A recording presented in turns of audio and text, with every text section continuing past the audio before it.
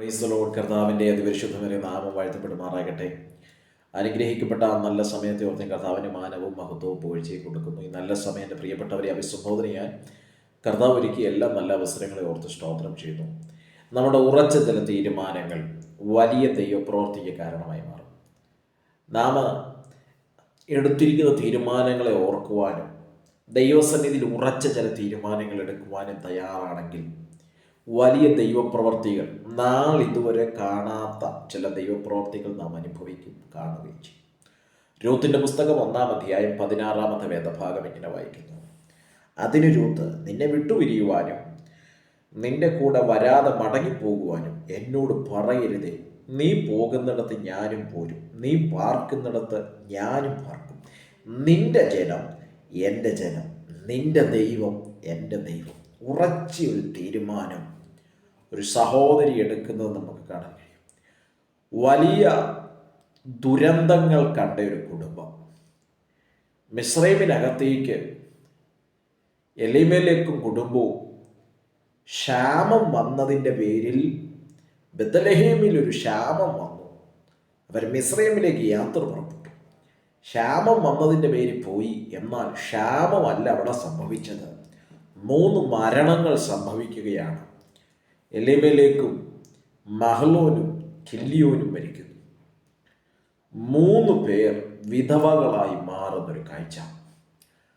വലിയ ദുരന്തങ്ങൾ കണ്ട ഒരു കുടുംബം. നവോമിയും രൂത്തും ഓർപ്പയും ഒരുമിച്ച് ആ പട്ടണത്തിൽ നിന്ന്, ആ ദേശത്തു നിന്ന് മടങ്ങി വരികയാണ്. ദുരന്തങ്ങൾ കണ്ട കുടുംബത്തിനകത്ത് അമ്മായിയമ്മയായ നവോമി പറഞ്ഞ് 2 മരുമക്കളെയും തങ്ങളുടെ വീട്ടിലേക്ക് പറഞ്ഞു വിടുന്നതിൻ്റെ ഒരു കാഴ്ചയാണ് നാം വേദഭാഗത്തിൽ വായിക്കുന്നത്. 14-ാമത്തെ വാക്യത്തിൽ കാണുന്നു: അവർ പിന്നെയും പൊട്ടിക്കരഞ്ഞു, ഓർപ്പ അമ്മായിയമ്മയെ ചുംബിച്ചു പിരിഞ്ഞു, രൂത്തോ അവളോട് പറ്റി നിന്നു. നവോമി തൻ്റെ മരുമക്കളോട് പറയുന്നൊരു കാഴ്ച, ഒരു പദമാണ്: ഇനിയും എൻ്റെ ഉദരത്തിൽ നിന്ന് നിങ്ങൾക്ക് ഭർത്താവായിട്ടെടുക്കാൻ തലമുറകളില്ല. ആയതുകൊണ്ട് നിങ്ങൾ എന്ത് ചെയ്യുക? നിങ്ങൾ നിങ്ങളുടെ സ്വഭവനത്തിലേക്ക് മടങ്ങിപ്പോകുവാൻ പറയുമ്പോൾ ഒരുവൾ അത് കേട്ട് പൊട്ടിക്കരഞ്ഞ് ചുംബനം കൊടുത്ത് മടങ്ങിപ്പോരുമ്പോൾ രൂത്ത് തൻ്റെ അമ്മയോട് പറ്റി നിൽക്കുന്ന ആമിഷ്ടോത്രം ഒരു കാഴ്ചയാണ് നമുക്ക് ആ വേദഭാഗം നമ്മെ പഠിപ്പിക്കുന്നത്. പ്രിയരെ, ഇത് നമ്മെ ഓർമ്മിപ്പിക്കുന്ന വലിയൊരു ചിന്ത, ദൈവത്തോട് പറ്റി നിൽക്കുന്നു എങ്കിൽ, ദൈവവുമായിട്ടുള്ള ബന്ധത്തിൽ ചേർന്നു നിൽക്കുന്നു എങ്കിൽ, ഏതു ദുരന്തങ്ങളെയും വലിയ ദൈവപ്രവൃത്തിയാക്കി മാറ്റാൻ സർവശക്തനായ ദൈവത്തിന് കഴിയും. ദൈവത്തിന് സ്തോത്രം.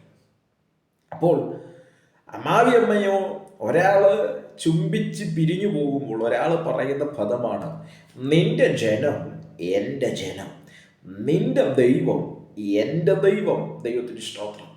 എന്നോട് മടങ്ങിപ്പോകുവാനും നിന്റെ അടുക്കൽ ഇരിക്കാനും എന്നോട് പറയരുത്, ഞാൻ നിന്നോട് കൂടെ നിൽക്കും. ദൈവത്തിന് സ്തോത്രം. അടുത്തതായി തൻ്റെ ലൈഫിൽ എന്താണ് സംഭവിക്കാൻ പോകുന്നതെന്ന് പോലും യാഥാർത്ഥ്യമായി തനിക്ക് അറിയാതെയാണ് രൂത്ത് നവോമിയോ ഒറ്റയ്ക്ക് വിടാതെ തൻ്റെ കൂടെ, നവോമിയോട് കൂടെ ആ മരുമകൾ അല്ലെങ്കിൽ രൂത്ത് നിൽക്കുന്നത്. ദൈവത്തിന് സ്തോത്രം ചെയ്യുന്നു. ഒരു വലിയ ദുരന്തമുഖം കണ്ടിട്ട് ഒരു പക്ഷെങ്കിൽ രൂത്തിനും പറയാം, ഞാനിനിയും ആ കുടുംബത്തോട്ടില്ല.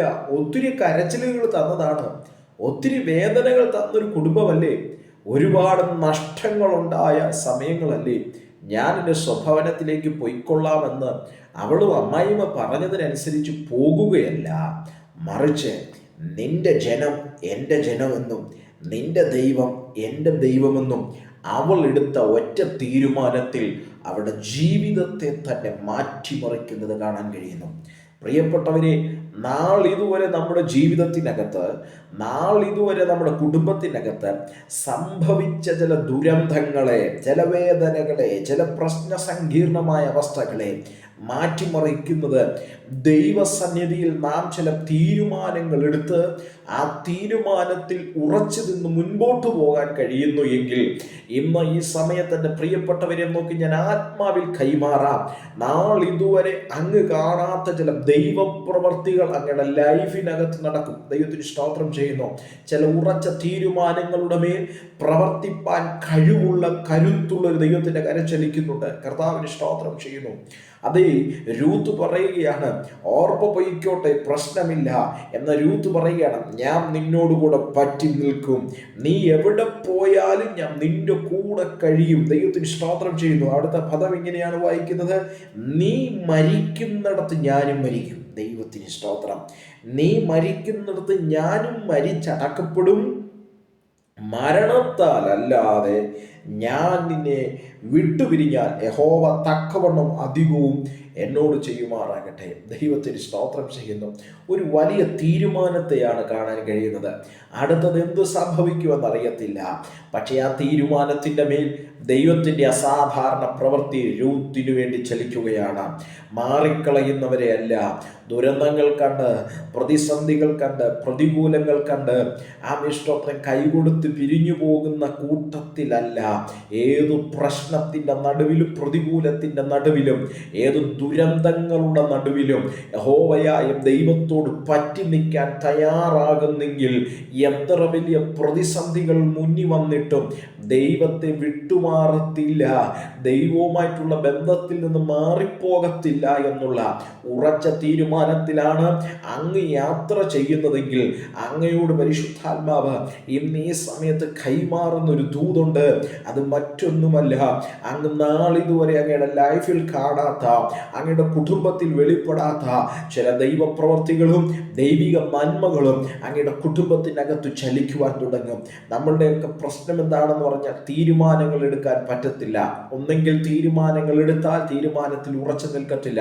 എന്നാൽ പരിശുദ്ധാത്മാവ് വ്യക്തമായി പറയുന്നു, ചില ഉടമ്പടികൾ, ചില തീരുമാനങ്ങൾ, ഉറച്ച ചില തീരുമാനങ്ങൾ എടുക്കുന്നെങ്കിൽ ജീവിതത്തിനകത്ത് നാളിതുവരെ നടക്കാത്ത, നാളിതുവരെ കണ്ടിട്ടില്ലാത്ത ചില അത്ഭുതങ്ങളും ദൈവപ്രവർത്തികളും നമ്മുടെ ലൈഫിൽ നടക്കുവാൻ തുടങ്ങും.